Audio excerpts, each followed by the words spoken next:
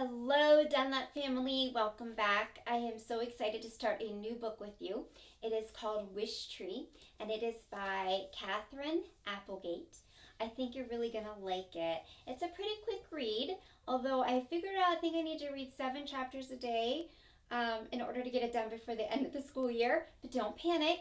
The chapters are really super short. It actually won't be that long. You'll be fine. All right. I think you're going to really like it. I really enjoyed this book. Now, the one thing I'm going to tell you is that this book is the book we're going to be using in reading groups. So you are going to really have to stay on top of listening to this book before you meet me in reading groups, because a lot of what we read together right now, we're going to refer to in reading groups. I don't want you to show up at a reading group and be completely lost because you haven't been listening. Okay? So make sure you're listening to the book Wish Tree before you come and meet me in reading groups in the afternoons. Okay? So this is Wish Tree by Katherine Applegate, and I'm going to start with chapter 1. It's hard to talk to trees. We're not big on chit-chat. That's not to say we can't do amazing things you'll probably never do. Cradle downy owlets, steady flimsy tree forts, photosynthesize. But talk to people? Not so much. And just try to get a tree to tell a good joke. Trees do talk to some folks. The ones we know we can trust. We talk to daredevil squirrels. We talk to hard-working worms. We talk to flashy butterflies and bashful moths. Birds? They're delightful. Frogs?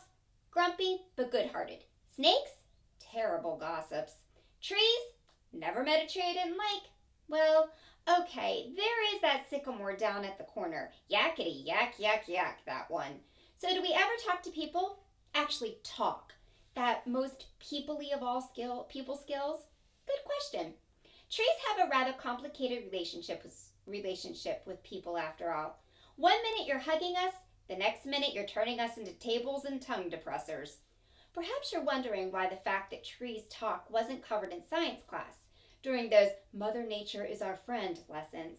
Don't blame your teachers. They probably don't know that trees can talk. Most people don't. Nonetheless, if you find yourself standing near a particularly friendly-looking tree on a particularly lucky-feeling day, it can't hurt to listen up. Trees can't tell jokes, but we can certainly tell stories. And if all you hear is the whisper of leaves, don't worry. Most trees are introverts at heart. Chapter 2. Name's Red, by the way. Maybe we've met? Oak tree near the elementary school? Big, but not too? Sweet shade in the summer. Fine color in the fall. I am proud to say that I'm a northern red oak, also known as Quercus rubra. Red oaks are one of the most common trees in North America. In my neighborhood alone, hundreds upon hundreds of us are weaving our roots into the soil like knitters on a mission. I have ridged, reddish-gray bark, leathery leaves with pointed lobes, stubborn, searching roots, and if I do say so myself, the best fall color on the street. Red doesn't begin to do me justice. Come October, I look like I'm ablaze. It's a miracle the fire department doesn't try to hose me down every autumn. You might be surprised to learn that all red oaks are named Red. Likewise, all sugar maples are called Sugar, all junipers are called Juniper, and all boojum trees are called Boojum. That's how it is in the tree world. We don't need names to tell one another apart. Imagine a classroom where every child is named Melvin. Imagine the poor teacher trying to take attendance each morning. It's a good thing trees don't go to school. Of course, there are exceptions to the name rule. Somewhere in Los Angeles, there's a palm tree who insists on being called Karma, but you know how Californians can be. Chapter 3. My friends call me Red, and you can too. But for a long time, people in the neighborhood have called me the Wish Tree. There's a reason for this, and it goes way back to when I wasn't much more than a tiny seed with higher aspirations. Long story. Every year on the first day of May, people come from all over town to adorn me with scraps of paper, tags, bits of fabric, snippets of yarn, and the occasional gym sock. Each offering represents a dream, a desire, a longing. Whether draped, tossed, or tied with a bow, they're all hopes for something better. Wish trees have a long and honorable history, going back centuries.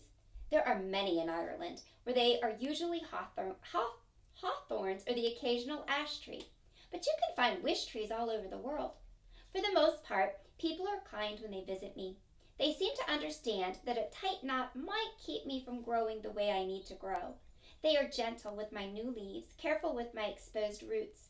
Other people write their hope on a rag or piece of paper they tie to one of my branches. Usually, they whisper the wish aloud. It's traditional to wish on the 1st of May, but people stop by throughout the year. My, oh my, the things I have heard. I wish for a flying skateboard. I wish for a world without war. I wish for a week without clouds. I wish for the world's biggest candy bar. I wish for an A on my geography test.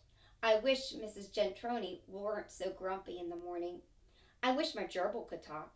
I wish my dad could get better. I wish I weren't hungry sometimes. I wish I weren't so lonely. I wish I knew what to wish for. So many wishes, grand and goofy, selfish and sweet. It's an honor, all the hopes bestowed upon my tired old limbs. Although by the end of May Day, I look like someone dumped a huge basket of trash on top of me. Chapter 4. As you've probably noticed, I'm more talkative than most trees. This is new for me. I'm still getting the hang of it. Nonetheless, I've always known how to keep a secret. You have to be discreet when you're a wish tree. People tell trees all kinds of things. They know we'll listen. It's not like we have a choice. Besides, the more you listen, the more you learn. Bongo says I'm a busybody, and I suppose she has a point. She's my best pal, a crow I've known since she was nothing but a pecking beak and a speckled egg. We disagree sometimes, but that is the way of all friends, no matter their species. I've seen many surprising friendships during my life. A pony and a toad, a red-tailed hawk and a white-footed mouse, a lilac bush and a monarch butterfly. All of them had disagreements from time to time. I think Bongo is too pessimistic for such a young bird. Bongo thinks I'm too optimistic for such an old tree. It's true, I am an optimist. I prefer to take the long view on life. Old as I am, I've seen both good and bad, but I've seen far more good than bad. So Bongo and I agree to disagree, and that's fine. We're very different after all. Bongo, for example, thinks the way we trees name ourselves is ridiculous. As is the custom with crows, Bongo chose her name after her first flight. It may not be her only name, however. Crows change names on a whim. Bongo's cousin, Gizmo, has had 17 names. Sometimes crows adopt human names. I've seen more Joe Crows than I've seen sunny days. Sometimes they name themselves after things they catch their fancy. Pop-Top, Juju, Dead Rat. They'll name themselves after aerobatic maneuvers, death spiral or barrel roll, or after colors, aubergine or beetle black. Many crows opt for sounds they're fond of making. Crows are excellent mimics. I've met crows named Wind Chime, 18-wheeler, and Grouchy Cab Driver, not to mention a few others that are not appropriate for polite company. Down the street lives an aspiring rock band composed of 4 middle schoolers. They practice in a garage. Their instruments include an accordion, a bass guitar, a tuba, and bongo drums. The band is yet to perform outside of the garage, but Bongo loves to sit on the roof and sway to their music. Chapter 5. Names aren't the only way we differ from crows. Some trees are male, some trees are female, and some, like me, are both. It's confusing, as is so often the case with nature. Call me she, call me he, anything will work. Over the years, I've learned that botanists, those lucky souls who study the lives of plants all day, call some trees, such as hollies and willows, dioecious, which means they have separate male and female trees. Lots of other trees, like me, are called monoecious. That's just a fancy way of saying that on the same plant you'll find separate male and female flowers. It is also evidence that trees have far more interesting lives than you sometimes give us credit for. Chapter 6. One thing trees and crows have in common, in fact, one thing all the natural world has in common, is the rule that we're not supposed to talk to people. It's for our own protection. At least that's the theory.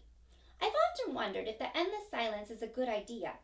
There have been so many times I've wanted to speak up, to intervene, to help people. I've never said a word though. That's just the way the world has always worked. Have there been slip-ups? Sure, mistakes have been made. Last year I heard about a frog named Fly who'd been napping in a mailbox. All frogs are named after bugs they enjoy eating. When the mailman opened the box, Fly leapt out with a frantic croak. The mailman fainted. He woke up to Fly, who was apologizing profusely, squatting on his forehead. Clearly a breach of the don't talk to people rule. But as always seems to happen, the incident was soon forgotten. After all, the mailman was absolutely certain that frogs can't talk. Just hearing things, he no doubt told himself. Interestingly enough, he retired not long after the frog incident. In any case, when you consider the number of trees and frogs and otters and wrens and dragonflies and armadillos and everybody else in the natural world, you'd think people would have caught on to our little secret by now. What can I say? Nature is tricky, and people are, well, sorry, but most of you aren't that observant. Perhaps you're wondering, if you're a curious or doubting sort, just exactly how trees communicate. You may find yourself inspecting a nearby ponderosa pine, perhaps, or an aspen or sweet gum, puzzling out the magic. People speak with the help of lungs, throats, voice boxes, tongues, and lips, thanks to an intricate symphony of sound and breath and movement. But there are plenty of other ways to convey information. An eyebrow cocked, a giggle stifled, a tear brushed aside. These too are ways you express yourself. For a tree, communication is just as complicated and miraculous as it is for humans. In a mysterious dance of sunlight and sugar, water and wind and soil, we build invisible bridges to connect with the world. Frogs have their own way of connecting. Same for dogs. Same for newts and spiders, elephants and eagles. How exactly do we do it? That's for us to know and you to figure out. Nature also adores a good secret. Chapter 7. I'm not just a tree, by the way. I'm a home, a community. Folks nest on my branches, burrow between my roots, lay eggs on my leaves. And then there are my hollows. Tree hollows, holes in a trunk or branch, are not uncommon, especially in trees like me who've been around a while. Hollows can be small enough for tiny salt and pepper chickadees or a family of deer mice, or they can be quite large, big enough for an open-minded bear. Of course, I'm a city tree. We don't get a lot of bears around here, unless they're of the teddy variety. But I've hosted more than my share of raccoons, foxes, skunks, opossums, and mice. One year I was home to a lovely and exceedingly polite porcupine family. I've even sheltered a person. Long story. I have lots of those, stored up the way a squirrel hoards acorns. Hollows happen for many reasons. Woodpeckers, fallen branches, lightning, disease, burrowing insects. In my case, I have 3 hollows. 2 medium-sized ones were made by woodpeckers. The largest one happened when I was quite young. I lost a large branch that was weakened by wet snow during a nor'easter. It was a big wound, slow to heal, and my spring leafing that year was paltry, my fall color pale, and frankly embarrassing. But eventually the hole healed, widened with the help of insects, and now about 4 feet off the ground I have a deep oval hollow. Hollows offer protection from the elements, a secure spot to sleep and to stash your belongings. They're a safe place. Hollows are proof that something bad can become something good with enough time and care and hope. Being a home to others isn't always easy. Sometimes I feel like an apartment complex with too many residents who don't always get along. Still, we make it work. There's a lot of give and take in nature.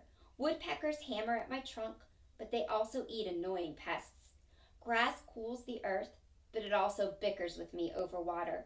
Every spring brings new residents, old friends, and more chances of compromise.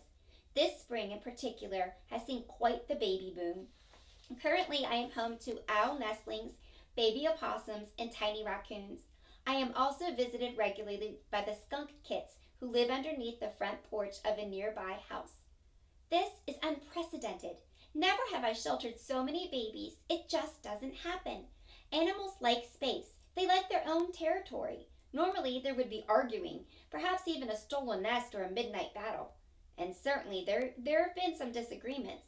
But I've made it clear that eating your neighbors will not be allowed while I'm in charge. Me. I don't feel crowded at all having so much company. Making others feel safe is a fine way to spend your days. Chapter 8. I have one more community member, although visitor is probably a better way to describe Samar. In January, she moved with her parents into one of the houses I shade, a tiny blue house with a sagging porch and a tidy garden. She is perhaps 10 years old or so, with wary eyes and a shy smile. Samar has the look of someone who has seen too much, someone who wants the world to quiet itself. Soon after moving in, Samar began sneaking into the yard once her parents had fallen asleep. Even on the coldest nights, she trudged outside in her red boots and green jacket. Her breath was a frosty veil. She would stare at the moon and at me, and sometimes at the little green house next door where a boy who looks to be about her age lives. As it grew warmer, Samar would venture out in her pajamas and robe and sit beneath me on an old blanket, spattered with moonlight. Her silence was so complete, her gentleness so apparent, that the residents would crawl from their nests of thistledown and dandelion fluff to join her. They seemed to accept her as one of their own. Bongo especially loved Samar. She would flit to her shoulder and settle there. Sometimes she would say hello in a fine imitation of Samar's voice. Often Bongo gave Samar little gifts she'd found during her daily flights. A Monopoly token, the car, a gold hair ribbon, a cap from a root beer bottle. Bongo keeps a stash of odds and ends in one of my smaller hollows, which the opossums kindly tolerate. You never know who I might need to bribe, she likes to say. But her gifts to Samar weren't bribes. They were just Bongo's way of saying, I'm glad we're friends. If this were a fairy tale, I would tell you there was something magical about Samar, that she cast a spell on the animals, perhaps. Animals don't just leave their nests and burrows willingly. They are afraid of people, with good reason. But this isn't a fairy tale, and there was no spell. Animals compete for resources, just like humans. They eat one another, they fight for dominance. Nature is not always pretty or fair or kind. But sometimes surprises happen. And Samar, every spring night, reminded me there is beauty in stillness and grace in acceptance, and that you're never too old to be surprised. That's it for today. I'll talk to you more tomorrow, and I will see you in reading groups. Love you. Bye.